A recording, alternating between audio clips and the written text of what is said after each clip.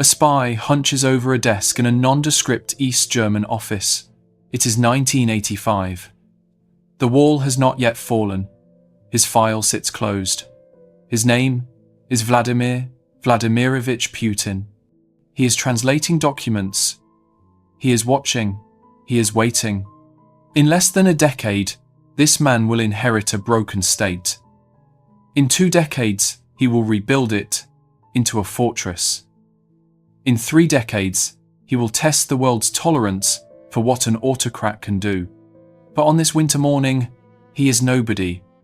33 years old, fluent in German, disciplined, invisible. One of the few young men who chose to serve the Soviet machine at the moment it was beginning to crack. The question that echoes through his life takes shape here, in this moment. Was Vladimir Putin a patriot who rescued his country from chaos, or an autocrat who sacrificed freedom for order? Was he a pragmatist defending Russian interests, or a revanchist attempting to restore something already dead? Supporters point to the stability he forged. Critics point to the silence that stability demanded. In the next hour and a half, 3 decisions will define who he was. The choice to join the KGB when better doors were opening, the choice to seize power when the state was fragmenting, and the choice to invade when the world was watching. We will follow the paper trail. We will listen to the witnesses. We will measure the cost. But first, a smaller question. Why would a clever man volunteer to guard a dying empire? Vladimir Vladimirovich Putin was born on October 19, 1952, in Leningrad. His father, Vladimir Spiridonovich, was a metal worker and a Red Army veteran. His mother, Maria Ivanovna, was a textile worker. He was the only surviving son. His 2 older brothers had died before he was born. He arrived into a Soviet household that was ordinary. Not poor, not wealthy. A 3rd-floor apartment. A city of canals and pale buildings. Leningrad had been starved by Hitler's siege during the Great Patriotic War. More than 1 million people died in that blockade. Young Putin grew up in a city whose bones were still aching. His father bore the weight of that war.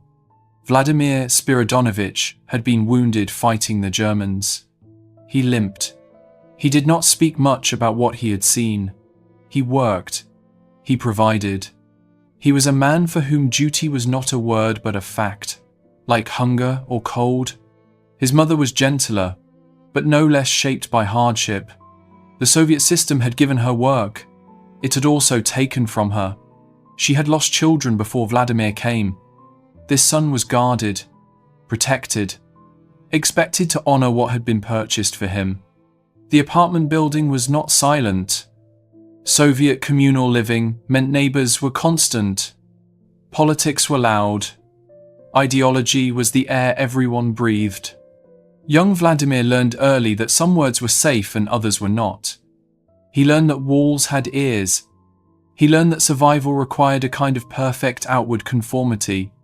Across Leningrad in the 1950s and 60s, young children attended pioneer schools. They wore red scarves. They sang hymns to Lenin. They learned that the state was their true father, and that service to it was the highest good.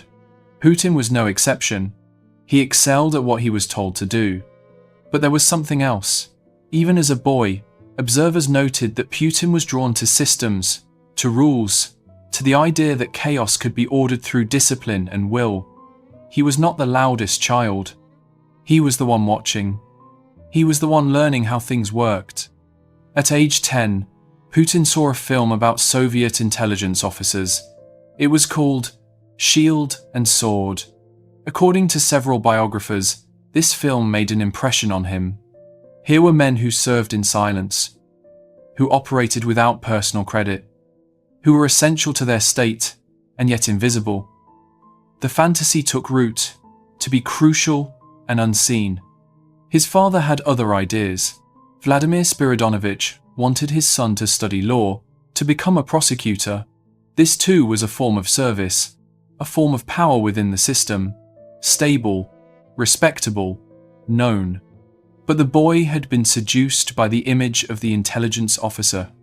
And in the Soviet Union, when you were good enough at following instructions, when you were politically reliable, when you had the right connections and the right aptitude, doors opened in ways they would not open elsewhere. At 16, Putin applied to the Leningrad State University to study law. He was accepted. But he had already made his real choice. During his final year of university, Putin approached the KGB.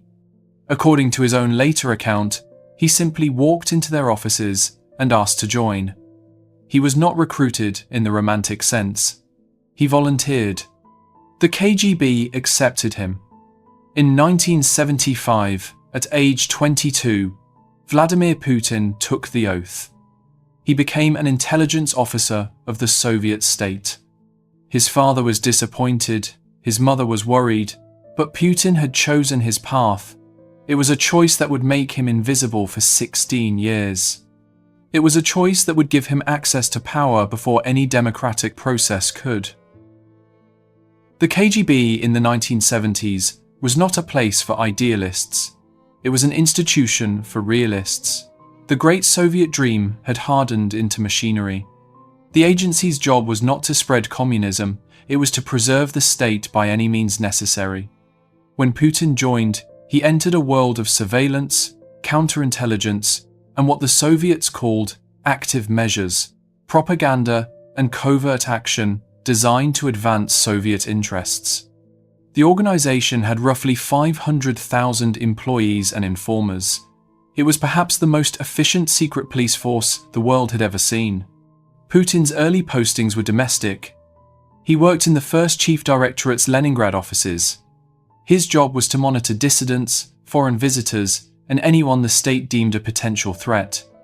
He was good at it. By all accounts, he was meticulous. He attended to detail. He did not ask questions about the system he served. Those who knew him in these years describe a man who was neither remarkable nor ambitious in the conventional sense. He did not seek attention. He did not boast.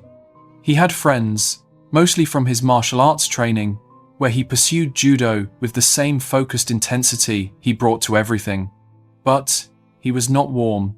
He was not the kind of man who revealed much. In 1975, he married Lyudmila Shkrebneva. She was a dancer and an air hostess. By all accounts, the marriage was quiet and conventional. They had 2 daughters, Maria and Katerina. He was a present but distant father. He provided, he was obedient to the system. There was nothing in his file that suggested he would become anything other than a reliable, middle-ranking officer. But something was changing in the Soviet Union. By the early 1980s, the system was visibly failing. The economy was stagnant. The war in Afghanistan was draining resources and killing young men to no clear end. The leadership under Leonid Brezhnev had become sclerotic and elderly. The men who ran the state seemed to have lost faith in the ideology they professed. Mikhail Gorbachev came to power in 1985, and he promised reform. His policies of glasnost, openness, and perestroika, restructuring, were meant to revive the system. Instead, they accelerated its decay. As the Soviet Union began to acknowledge its own failures, the ground shifted beneath everyone's feet, including KGB officers like Putin. In 1985, at age 33, Putin was assigned to East Germany. He was posted to the Soviet compound in Dresden, one of the most important intelligence centers in the Eastern Bloc. This was not a punishment. This was recognition that he was reliable enough for a significant post. He would spend 5 years there, translating documents, running operations, watching the East German state slowly lose its grip. In Dresden, Putin observed the machinery of authoritarian control up close. He saw how the secret police maintained order through surveillance and fear. He saw how a failing system clung to power even as reality was collapsing around it. These were lessons he would not forget. Then, in 1989, the Berlin Wall fell. Within weeks, the Soviet compound in Dresden was surrounded by angry crowds. According to Putin's own account, he called Moscow and asked for military support. The answer was stark: they could not help him. Moscow was paralyzed. The empire was dissolving. For a KGB officer, this was the moment of reckoning. The system that had given Putin his identity, his career, his sense of purpose was collapsing. He could have retreated. Many did. But Putin made a calculated choice. He would go back to Leningrad and try to build a power base in the chaos that was coming.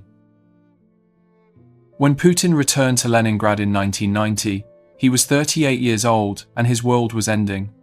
The Soviet Union still existed on paper, but its central authority was hollow. The 15 Soviet republics were breaking away. The Communist Party was fracturing. Money had lost meaning. Ideology had lost meaning. The state had lost meaning. In this chaos, other men were being destroyed. Political opponents were murdered. Rival gangs fought over territory. Ordinary citizens were terrified. The 1990s in Russia would be remembered as a decade of catastrophic decline. The economy collapsed by more than 40%. Life expectancy dropped. Alcoholism and suicide rose. For millions of Russians, the transition from communism was not liberation, it was nightmare. Leningrad, renamed St. Petersburg in 1991, became a case study in post-imperial collapse. The city that had been a center of Soviet power was now a periphery of a broken state. The official structures of authority meant nothing. The real power lay with whoever could control resources and enforce their will through whatever means were necessary. Putin, trained in intelligence and operational security, understood this immediately. He understood that raw ideology was useless now. What mattered was practical control. What mattered was networks. What mattered was the ability to move money and make deals and eliminate threats. He approached Anatoly Sobchak, the liberal reformer who had been elected mayor of Leningrad in 1990. Sobchak was charismatic and intelligent, a genuine believer in democratic reform. He was also politically naive about the machinery of actual power. Putin offered himself as an advisor.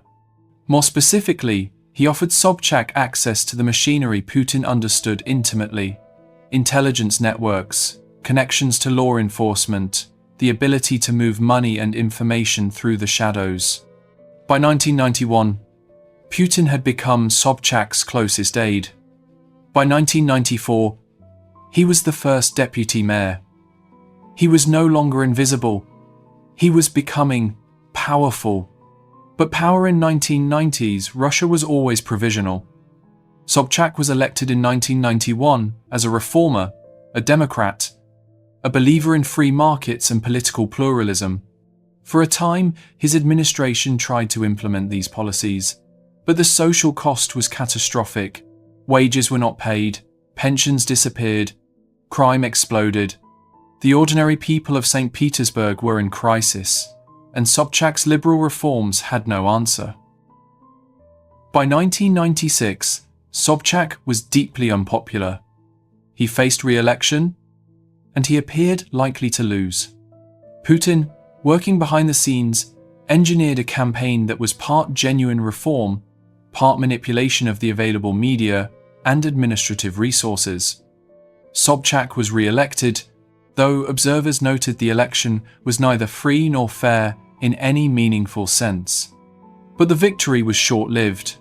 In 1997, Sobchak's health collapsed. He suffered a heart attack. He was forced to resign as mayor, and in that moment, with the mayor incapacitated and the city in chaos, Putin made a critical decision.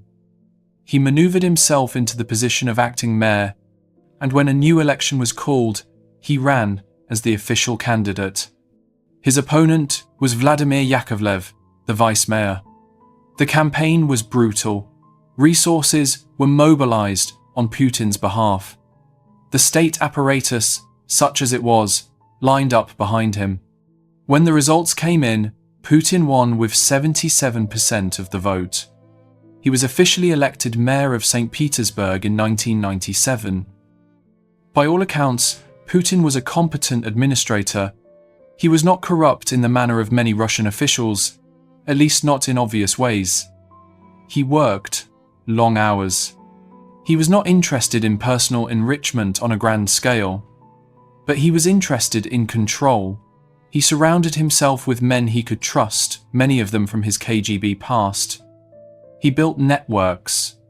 He consolidated power. In St. Petersburg, Putin's governance model became visible for the first time. It was not ideological. It was pragmatic. It was hierarchical. It emphasized order above all other values. And it worked, at least in a narrow sense. St. Petersburg became somewhat more stable than other Russian cities, but it was the stability of the strong imposing their will on the weak. His rise in St. Petersburg did not go unnoticed in Moscow. By the late 1990s, Boris Yeltsin, the Russian president, was aging and increasingly erratic. He was looking for a successor who was both powerful and controllable. He was looking for someone who could manage the sprawling machinery of the post-Soviet state. He was looking for someone who understood how to move money and information in the shadows. In 1998, Putin was invited to Moscow. He joined Yeltsin's administration as first deputy chief of staff. Within months, he was head of the FSB, the successor agency to the KGB. And in 1999, he became prime minister. The old machinery recognized itself. The men who had run the Soviet state, the men who worked in the shadows, the men who understood that ideology was irrelevant but power was eternal, they saw in Putin someone they could work with, someone who spoke their language, someone who understood that democracy in Russia was not inevitable and that perhaps it was not necessary. When Putin became prime minister in 1999, Russia was reeling from a humiliation. 2 years earlier, in 1997, the Russian military had been forced to withdraw from Chechnya after a brutal 2-year war. The withdrawal was widely seen as a defeat. Islamic militants had established control in parts of the region. Moscow's authority had collapsed. Then, in 1999, a series of apartment building bombings occurred in Moscow, Volgodonsk, and Ryazan. Nearly 300 people were killed. The bombings were blamed on Chechen militants. The Russian population, already traumatized by economic collapse and social chaos, was terrified. They demanded a strong response. Putin, as the new prime minister, took charge of the response. Within weeks, Russia launched a massive military operation to retake Chechnya. The campaign was ruthless. Russian planes dropped bombs on cities. Russian tanks rolled through towns. The Chechen separatists, who had been governing the region since the 1997 ceasefire, were driven from their strongholds. The war lasted for years. Estimates of the death toll vary widely. Human rights organizations documented war crimes committed by Russian forces. They documented indiscriminate bombing. They documented mass graves and extrajudicial killings. The Chechen side also committed atrocities, though they had fewer resources to do so. By most estimates, between 50,000 and 200,000 people died in the Second Chechen War. The city of Grozny, the capital of Chechnya, was largely destroyed. The economy of the region was ruined. Entire villages were emptied through death, displacement, or migration. For Putin, the Second Chechen War was transformative. It accomplished several objectives simultaneously. It restored a sense of Russian strength. It allowed Putin to project himself as a leader willing to use force decisively. It also consolidated his control over the military and security apparatus, the institutions that truly mattered in Russia. But there was a darker element. The war also expanded what would become a defining pattern of Putin's rule: the use of violence and fear to eliminate political opponents. As the Chechen War dragged on, those who criticized it were marginalized. As security threats were invoked, civil liberties were restricted. As the state mobilized for war, dissent became dangerous. In 1999, Boris Yeltsin, the president, was deeply unpopular. His approval rating had collapsed. The economy was in freefall. The public was desperate for stability, for strength, for someone who seemed capable of bringing order. Yeltsin, sensing this, made a calculation. He would resign early, before his term ended, and name Putin as his successor. Putin would be the acting president, and in subsequent elections, he would be the natural candidate of the state apparatus. On December 31st, 1999, Yeltsin announced his resignation on national television. He named Putin as acting president. For the first time, Vladimir Putin held the highest office in Russia. He was 47 years old. In the months that followed, the election campaign was brutal. Putin's campaign apparatus used state resources to dominate media coverage. Opposition candidates were marginalized. State-controlled television, which was the primary source of information for most Russians, presented Putin as the only viable choice. In March 2000, Putin won the presidential election with 52% of the vote. It was not a historically unprecedented landslide, but it was decisive. More importantly, it was achieved through control of state resources, media manipulation, and the elimination of genuine alternatives. For Putin, the victory was confirmation of a calculation that the Russian people would accept authoritarian rule in exchange for order and the restoration of national strength. The model that had emerged in St. Petersburg, control through networks, elimination of genuine opposition, use of state resources for political purposes, was now being applied to an entire nation. When Putin took office as president in 2000, Russia was in ruins. The 1990s had been a decade of catastrophic decline. The economy had contracted by more than 40%. Life expectancy had dropped by 5 years. Infant mortality had risen. Alcoholism and suicide were epidemic. The state had lost control over vast territories. The currency had collapsed. Inflation had been rampant. An entire generation of Russians had been crushed by the transition from communism. What was supposed to be liberation had felt like abandonment. The West had not rushed to help. The promises of democracy had not filled empty stomachs. The ideology of free markets had produced chaos rather than prosperity. Into this despair, Putin offered something simple: order, stability, the restoration of state power, the reassertion of Russia's place in the world. He did not promise democracy. He did not offer freedom. He offered what he understood: control. The first instrument of this restoration was the reassertion of central authority. The 1990s had seen a devolution of power to regional governors. Russia's 89 regions had become semi-autonomous fiefdoms. They did not pay taxes to Moscow. They did not follow federal law. They followed their own governors. Putin systematized the reassertion of federal control. He appointed federal representatives to oversee each region. He audited the regional governments. He used federal resources as reward for obedience and punishment for defiance. Within a few years, the regional governors were subordinate to Moscow again. The machinery of state had been reassembled. The second instrument was the control of strategic sectors. The Soviet Union had left behind vast oil and gas reserves. In the 1990s, these had been privatized, often corruptly, to a small group of oligarchs. These men had become enormously wealthy and politically powerful. They owned newspapers. They funded opposition candidates. They were semi-independent power centers. Putin understood that a state could not be truly sovereign if its key resources were controlled by private interests. Between 2000 and 2002, Putin's government reasserted state control over the energy sector.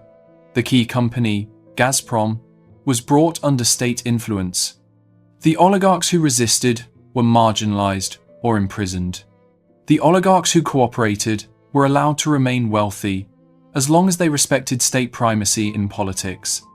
This was the birth of what came to be called managed democracy or sovereign democracy. The formal structures of democracy remained, There were still elections, a parliament, competing parties. But the outcomes were predetermined. The state controlled the levers of power. Opposition was permitted to exist, but only in forms that posed no real threat. Media was state-controlled or state-influenced. The judiciary served the interests of power rather than the rule of law. The economic situation began to improve. The improvement had little to do with Putin's policies and everything to do with global oil prices. In 2000, oil was selling for $10 a barrel. By 2007, it had risen to $70 a barrel. This flood of petrodollars allowed Putin to pay back debts, stabilize the currency, build reserves, and distribute enough money to create an appearance of prosperity. For millions of ordinary Russians, the early 2000s were a time of genuine improvement. Wages began to be paid on time, pensions were restored, shops had food again, cars appeared on streets. For a population that had been traumatized by the 1990s, this was enough. They did not demand democracy. They demanded and received stability. Putin's approval rating soared to 80%. He was genuinely popular. He had restored order. He had restored national pride. He had demonstrated that Russia was not a failed state, but a recovering power. For many Russians, Putin was a savior. But the cost of this restoration was building in the background. The suppression of genuine opposition meant that no real checks existed on executive power. The concentration of control in Putin's hands meant that the system was entirely dependent on his judgment and will. The use of force against Chechnya, justified in the name of fighting terrorism, had established a pattern where state violence against civilians could be deployed without accountability. The media landscape was being steadily narrowed. In the 1990s, there had been independent newspapers, independent television. By the early 2000s, the major television networks were state-controlled. Opposition voices were marginalized. Critical reporting was rare. The population was being systematically deprived of access to information that contradicted the state narrative. When the Beslan school siege occurred in 2004, where militants took hostages in a school in the North Caucasus and more than 300 people, mostly children, were killed, Putin responded by further concentrating presidential power. He eliminated the direct election of regional governors, replacing it with a system where governors were appointed by the president. He marginalized parliament. He tightened controls on civil society organizations. The period from 2004 to 2008 was the construction of what some called a vertical of power, a hierarchical system where authority flowed from the center outward, with no meaningful mechanisms for challenge or accountability. It was efficient. It was stable. It was also, in the judgment of human rights organizations and Western analysts, authoritarian. By the middle of the 2000s, Putin had consolidated control over Russia. The state was no longer fragmenting. The oligarchs who had challenged state authority had been brought to heel or exiled. The military had been rebuilt. Oil revenues were flowing. Russia was no longer a failed state on the verge of collapse. But Putin was increasingly conscious of something else. Russia had been humiliated. In the 1990s, under Yeltsin, Russia had been treated as a supplicant by the West. NATO had expanded eastward, bringing former Soviet allies into a Western alliance. The United States had intervened in the Middle East without Russian consent. Western investors had picked through the corpse of the Soviet economy, extracting wealth. American military power had become uncontested globally. Putin believed that this humiliation was not inevitable or permanent. If Russia restored its economic and military strength, it could reclaim its place as a great power. It could reassert its interests in its traditional sphere of influence, Eastern Europe, the Middle East, Central Asia. It could challenge American unipolarity. This was not a secret agenda. Putin said so explicitly. In a speech to Parliament in 2004, he called the collapse of the Soviet Union the greatest geopolitical catastrophe of the 20th century. It was a statement of intent. Putin believed Russia should not have allowed its position to decline. He intended to restore it. The mechanism for this restoration was to be a combination of economic leverage and military strength. Russia would use its control of oil and gas to bind European nations to Russian interests. It would rebuild its military. It would intervene strategically in regions where American power was dominant. It would reconstruct a sphere of Russian influence. The first major test came in Georgia. In 2007 and 2008, Georgia, a former Soviet republic, moved closer to the West. It applied to join NATO. It also attempted to reassert control over two breakaway regions, South Ossetia and Abkhazia, that had been de facto independent but were supported by Russia. In August 2008, war broke out. Georgian forces attacked the breakaway regions. Russian forces responded with overwhelming force. Within weeks, Georgia was defeated. Russian forces occupied parts of Georgian territory. The message was clear. Russia would not tolerate former Soviet republics joining NATO or challenging Russian interests. The war with Georgia was shocking to the West but clarifying to Putin. It demonstrated that Russia was willing to use military force to defend its interests. It demonstrated that the international response would be limited. It established a precedent. A nation that moved too far toward the West could expect Russian military intervention. For Putin, the restoration project was proceeding according to plan. Russia was no longer a supplicant. Russia was a power to be reckoned with. But there was an internal cost that was not visible in the calculations of geopolitics.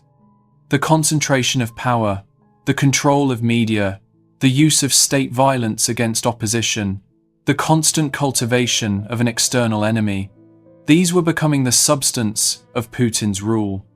Without them, the legitimacy of the system was unclear. By the late 2000s, Vladimir Putin had been president for 8 years. The constitution limited him to 2 consecutive terms. His second term was ending. By law, he could not run again. He faced a choice: accept the constitutional limit and step down, or find a way to remain in power. The choice he made would define the rest of his rule. In 2008, as Putin's second presidential term ended, he announced his solution. He would become prime minister, and he would support Dmitry Medvedev as president. Medvedev was a technocrat, a lawyer, a former IT executive. He was not a security official. He was not a veteran of the Soviet state. By many measures, he represented a different generation. The arrangement was called a tandem. Putin would rule from the position of prime minister, while Medvedev served as a figurehead president. It was widely understood as a device to circumvent constitutional term limits. It was also widely accepted. Russian society was exhausted. Elections had no meaningful outcome. Politics was a performance, not a genuine contest. Medvedev served as president from 2008 to 2012. During this period, some observers hoped he might push for genuine reform, for democratization, for a loosening of the controls that Putin had established. These hopes were disappointed. Medvedev made limited efforts at reform, but he remained subordinate to Putin. When genuine conflicts arose between the two men, Putin prevailed. By 2011 and 2012, the arrangement was becoming unsustainable. Russia's economy was stagnating. The brief period of oil-fueled growth had ended.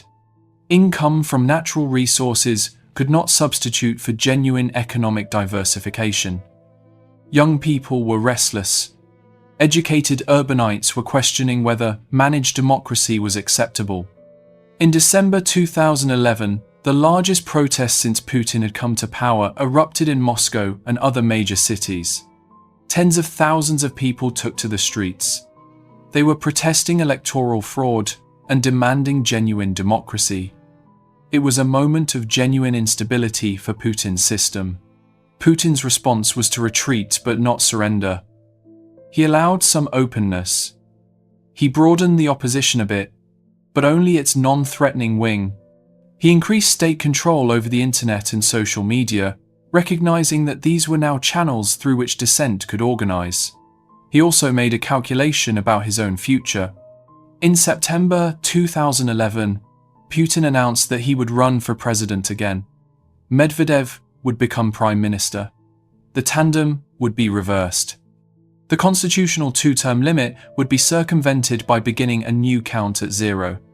The announcement was controversial, but ultimately accepted.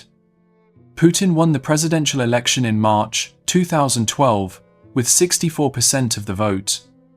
The election was neither free nor fair, but it was the number Putin needed to claim legitimacy. He was inaugurated as president for a third term in May 2012. From 2012 onward, Putin's rule entered a new phase. He was no longer attempting to restore order from chaos. He was no longer building legitimacy through economic improvement. He was attempting to perpetuate his power indefinitely, and to do so, he required an external enemy. He required the constant invocation of threat. He required the justification of emergency measures through the claim of enemies. For nearly 2 decades, Putin had maintained a pragmatic, if tense, relationship with the West. Russia had joined the World Trade Organization. There were economic ties. There was strategic arms control dialogue. Russia and the West competed, but within certain implicit rules. But by 2012, the relationship was deteriorating. NATO's expansion continued. The United States had withdrawn from Iraq, but American power remained dominant globally. Russia, in Putin's view, was not receiving the respect it deserved as a great power. The West was not recognizing Russia's sphere of influence. Ukraine was moving toward the West, toward NATO, toward a post-Russian future. In November 2013, the president of Ukraine, Viktor Yanukovych, was pressured by Putin to abandon plans for a trade agreement with the European Union. The pressure was financial and political. Russia threatened economic sanctions and suspension of Russian gas supplies if Ukraine signed the deal. The president capitulated. He announced that Ukraine would not sign the EU agreement. The response from Ukrainian civil society was immediate and massive. Hundreds of thousands of people took to the streets in Kiev. The Euromaidan protests, named after the central square, became the largest demonstrations Ukraine had seen since independence. For 2 months, the protests continued. The government tried various tactics to suppress them. On February 20th, 2014, security forces opened fire on protesters. More than 100 people were killed. The massacre broke the government's credibility. Yanukovych fled to Russia. The Ukrainian government fell. A new government took power in Kyiv, one that was oriented toward the West and NATO. From Putin's perspective, this was a catastrophe. The loss of Ukraine would be the final rupture with the Russian sphere of influence. Without Ukraine, Russia could not restore its great power status. Without Ukraine, Russia was trapped in Asia, relegated to secondary importance. Putin made a decision. If Ukraine would not remain in the Russian orbit through diplomatic pressure, it would be taken through military force. Russian special forces, operating without insignia, began operations in the Crimean Peninsula. By March, the peninsula was under Russian control. A hastily organized referendum was held, with Russian soldiers present, in which Crimea voted to join Russia. Russia annexed Crimea. The annexation of Crimea was a shock to the international system.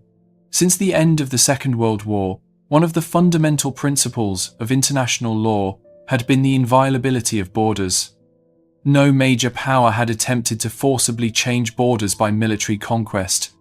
Putin had just done so. The response from the West was limited. Economic sanctions, diplomatic isolation, but not military action.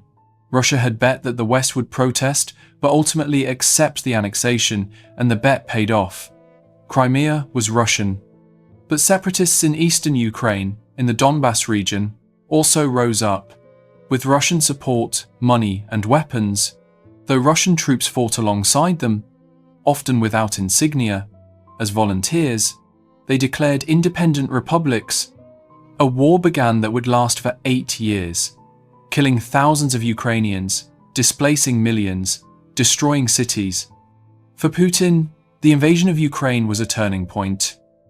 It was the moment he definitively broke with the Western-led international order.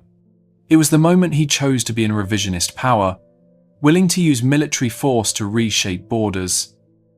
It was the moment the West began to view him not as a partner, but as a threat. But for Putin's domestic base, the Ukraine invasion was powerful. It was the external enemy that Putin's system required. It justified the need for a strong leader. It mobilized nationalist sentiment. It allowed Putin to frame any internal criticism as a betrayal in the midst of national struggle. By 2015, the conflict in Ukraine had become a grinding stalemate. Russia controlled the Donbass through proxy forces and direct military intervention. But the complete conquest of Ukraine had eluded Putin. The war had become indefinite. And indefinite war in a neighboring country was the basis on which Putin would now build his legitimacy. From 2012 onward, as Putin entered his third presidential term, the scope for political opposition contracted dramatically. This was not the result of a single decision. It was the systematic construction of what analysts called a managed authoritarian system. The cage of control was built slowly, methodically, piece by piece. The first piece was the media. By 2012, all major television networks were either state-owned or state-controlled. Television was the primary source of information for most Russians. What Russians saw on television was what the state wanted them to see. Opposition leaders were depicted as corrupt, as foreign agents, as enemies of the nation. Independent journalism was marginalized. State propaganda was ubiquitous. The second piece was electoral manipulation. Elections continued to exist, but they were theatre. Voting was manipulated through multiple mechanisms: falsification of results, carousel voting where people voted multiple times, administrative pressure on state employees to vote for the regime, gerrymandering of districts to ensure state-friendly results. Opposition candidates were barred from running based on technicalities.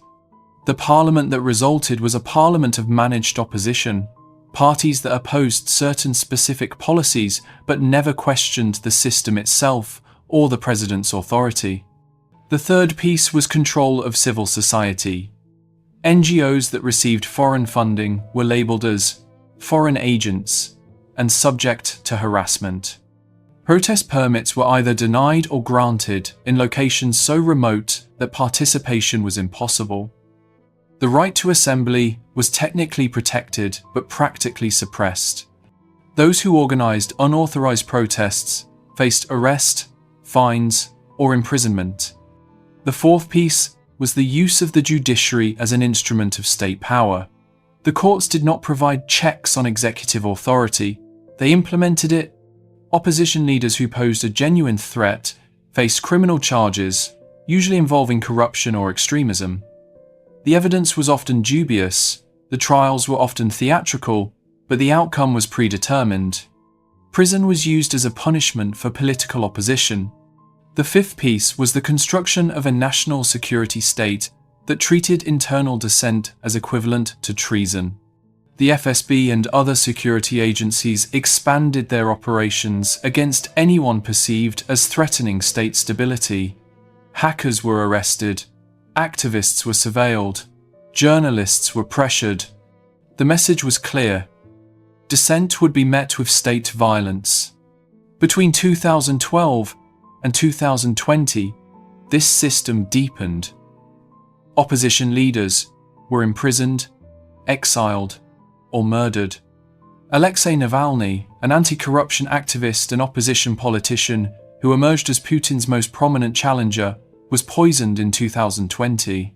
He survived, but was gravely ill. When he returned to Russia, he was imprisoned on charges widely seen as politically motivated. His organization was outlawed as extremist. His supporters were investigated and harassed. Other opposition figures met darker fates. Prominent critics of the government, journalists, activists, opposition politicians were murdered. Authorities rarely brought charges. The killings were attributed to criminal gangs or unknown assailants. The pattern was clear enough. Opposition to Putin could be lethal. Simultaneously, a vast apparatus of surveillance was constructed. Using modern technology, the state was able to monitor internet usage, phone calls, social media, financial transactions. Privacy was not protected. What was theoretically private could be accessed by the security services if the individual was deemed a threat.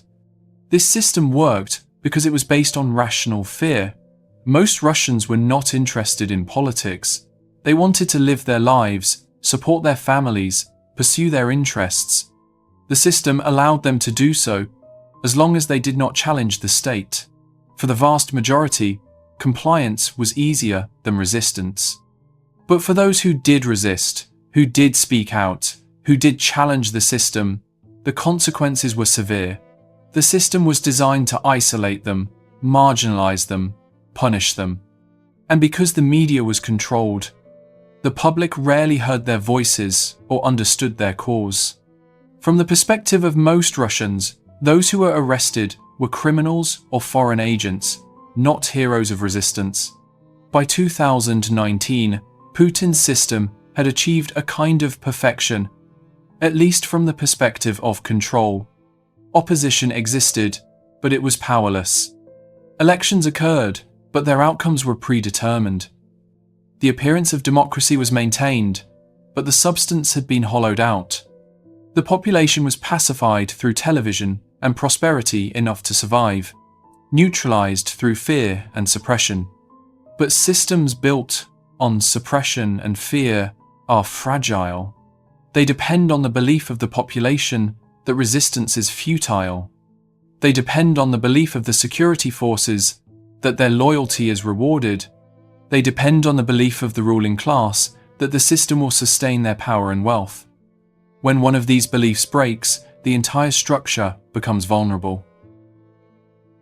By 2022, Vladimir Putin had ruled Russia for more than 2 decades. He was 70 years old. In the life of an authoritarian leader, this was a precarious age. Succession was uncertain. Mortality was no longer a distant prospect. The question of who would follow him and whether his system would survive his death had become pressing. The system Putin had built required constant external threat to justify its internal suppression. The war in Ukraine had provided this threat for 8 years. But the war was a stalemate. Territory was contested. Neither side was winning decisively. The conflict had become a drain on Russia's economy, even as it justified Putin's authority. By 2022, Putin made a strategic calculation. If he could complete the conquest of Ukraine, defeat the Ukrainian government, impose a Russian-friendly regime, he would achieve a historic victory. He would restore the Russian sphere of influence. He would be remembered as the president who rebuilt Russian greatness. He would secure his legacy, and in doing so, he might also reinvigorate his system domestically through the triumph of victory. On February 24, 2022, Russia launched a full-scale invasion of Ukraine. Hundreds of thousands of troops were committed. The goal, initially, was the rapid conquest of the country. The plan was to overthrow the government in Kyiv within days, to install a Russian-friendly regime, and to consolidate control. The calculation was based on flawed assumptions. The invasion assumed Ukrainian military collapse. It assumed the government would flee. It assumed the population would accept Russian rule or be passive in the face of it. It assumed the West would not provide weapons and support to Ukraine. All of these assumptions proved false. The Ukrainian military fought back, the government stayed, the population mobilized for resistance, the West provided weapons, training, and intelligence. Instead of a rapid victory, Russia faced a grinding attritional war. the invasion became a catastrophe for Putin's strategy. Tens of thousands of Russian soldiers were killed. Hundreds of thousands more were wounded. The Russian military, which was supposed to be restored and modernized, proved to be corrupt and poorly maintained.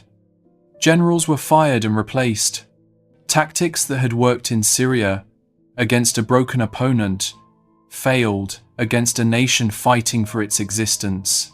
For Putin, the invasion of Ukraine was perhaps the greatest miscalculation of his rule. It was supposed to reinvigorate his system. Instead, it began to undermine it. The costs became impossible to hide. Hundreds of thousands of Russian families had sons, husbands, fathers mobilized for a war that had no obvious purpose to them. Casualties mounted. The economy was battered by sanctions. Inflation rose. The purchasing power of ordinary Russians declined. Most critically, the mythology of Russian invincibility was broken. The state had told its people that Russia was strong, that the military was powerful, that enemies should fear Russian might. Ukraine had proven otherwise. A smaller, less wealthy nation was defeating the Russian army in conventional warfare. In March 2022, less than a month into the invasion, widespread anti-war protests erupted in Russia. Thousands of people demonstrated against the war. This was the largest internal challenge to Putin's authority in a decade. The state responded with arrests, fines, and threats. But the protests revealed something important. The people's consent for Putin's rule was conditional. When that rule imposed unbearable costs, consent could be withdrawn. By 2023 and 2024, the war had become indefinite. Russia had conquered territory but had not achieved its objectives. Ukraine remained independent and undefeated. The costs continued to mount, and for Putin personally, the invasion created a new problem. It created potential enemies within his own system. Military leaders who had failed were replaced. Regional governors who questioned the war were marginalized. Officials who believed the war was strategically misguided had to hide their views or lose their positions. The need to sustain the war, to justify the sacrifice, to avoid admitting defeat, began to warp Putin's decision-making. Some observers began to wonder whether Putin, facing the failure of his greatest gamble, might make an even more radical decision. Whether, faced with the prospect of historical defeat, he might attempt to expand the conflict. Whether he might use tactical nuclear weapons. Whether the man who had rebuilt Russia might ultimately destroy it. As of 2025, the war in Ukraine continues. More than 500,000 soldiers have been killed or wounded across both sides. Millions of Ukrainians have been displaced. Ukrainian cities have been destroyed. Russian cities have been attacked. The international order has been fractured. Alliances that seemed stable have been realigned. What can be said about Vladimir Putin's legacy? The question depends on perspective, and perspectives diverge sharply.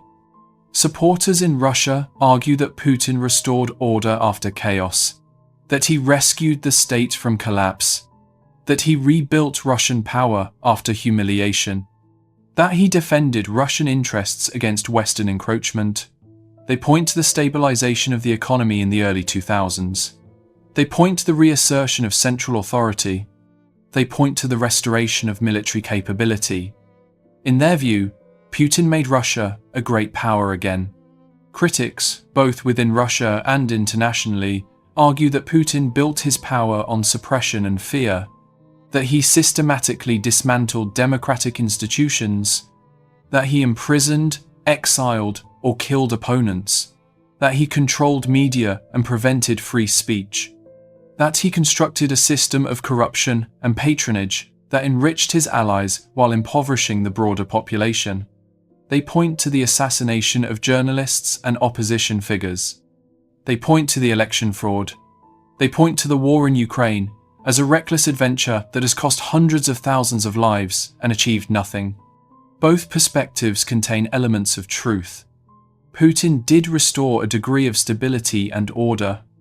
he also systematically dismantled what institutions of democracy had been built in the 1990s. He did project Russian power internationally. He also did so through military conquest and violation of international law. He did improve material conditions for many Russians in the early 2000s. He also built a system designed to perpetuate his power indefinitely, regardless of the cost to the nation. The question posed at the beginning of this narrative, was Putin a patriot or an autocrat, cannot be answered with a simple formula. He was both. He was a man who believed, genuinely, that Russia needed strong, centralized power to survive and flourish.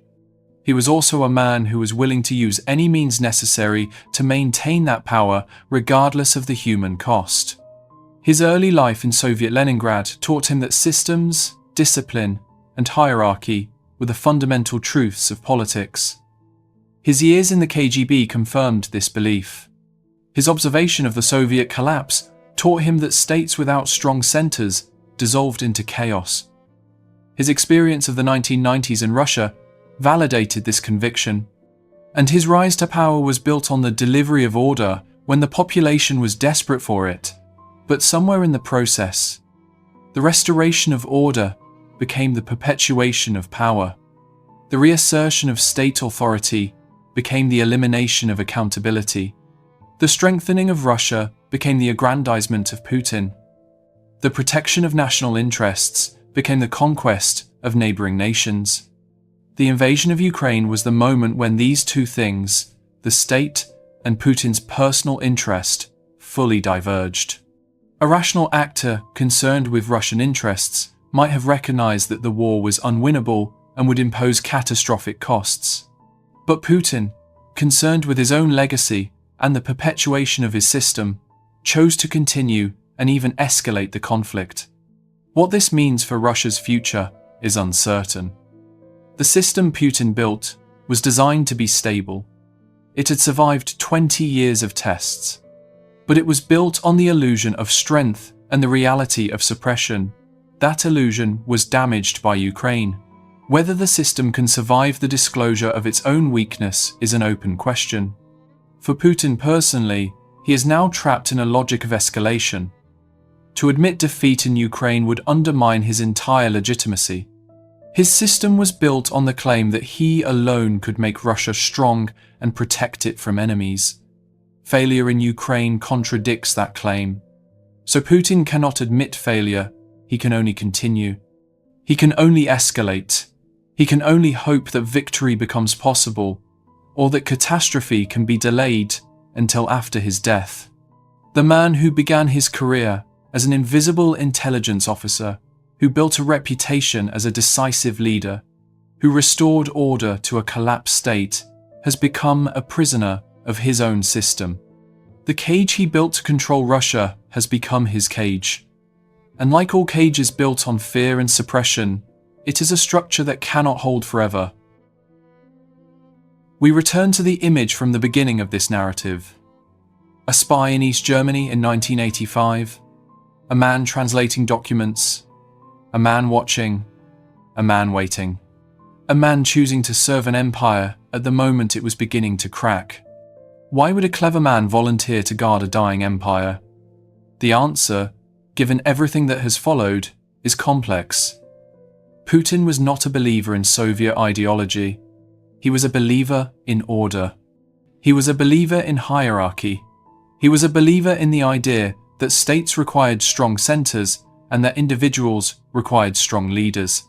When he chose the KGB, he was choosing a path that would make him a guardian of the system, not out of ideological commitment, but out of practical conviction that the system was necessary.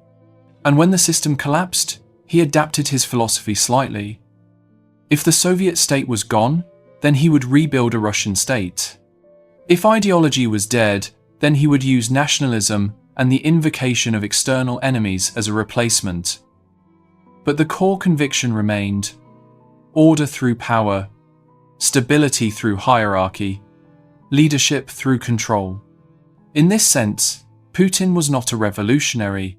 He was not a reformer. He was not a democrat. He was a conservative. in the original sense of that word. He believed in conservation of power, conservation of hierarchy, conservation of the state. His entire life has been an attempt to prevent what he witnessed in the 1990s: the dissolution of order, the fragmentation of the state, the loss of control. Was he successful?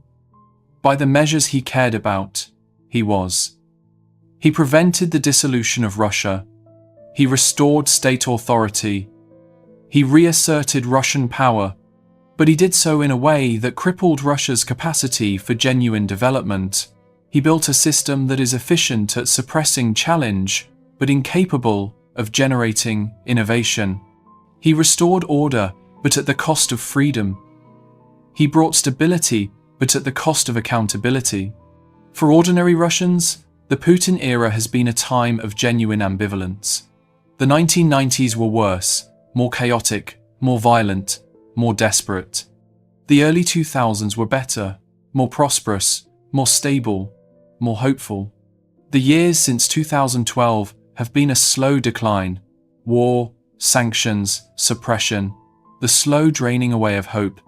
And now, in 2025, Russia is at war. The man who restored order has created a new form of chaos. The system that was built to be stable is straining under the weight of conflict it cannot win. The future is uncertain. What will Putin's legacy be? That depends on what happens next. If the system survives him, if Russia recovers from the Ukraine war, if future leaders honor his choices and build on them, then historians may judge him as a stabilizer who prevented worse outcomes. But if the system collapses, if Russia descends into chaos again, if the war in Ukraine becomes a national catastrophe, then Putin will be remembered as the man who risked everything and lost. The question asked at the beginning remains: was he a patriot or an autocrat? The answer is that he was both, and neither. He was a man shaped by history, by the collapse of the Soviet Union, by the chaos of the 1990s, by a philosophy that order was everything. He built what he believed was necessary, but in the process, he eliminated the possibility of alternatives. He prevented the evolution of Russia toward democracy and openness. He froze the system in the structure he had created. And now that structure is being tested, and it is not clear whether it will hold. The last word belongs not to Putin, but to the future. History is not finished writing about him. The consequences of his choices are still unfolding. The reckoning with what was done in his name is ongoing. And the answer to the question of who he was, whether he was the man who saved Russia or the man who caged it, will be written not by him, but by those who come after, in a world he can no longer control.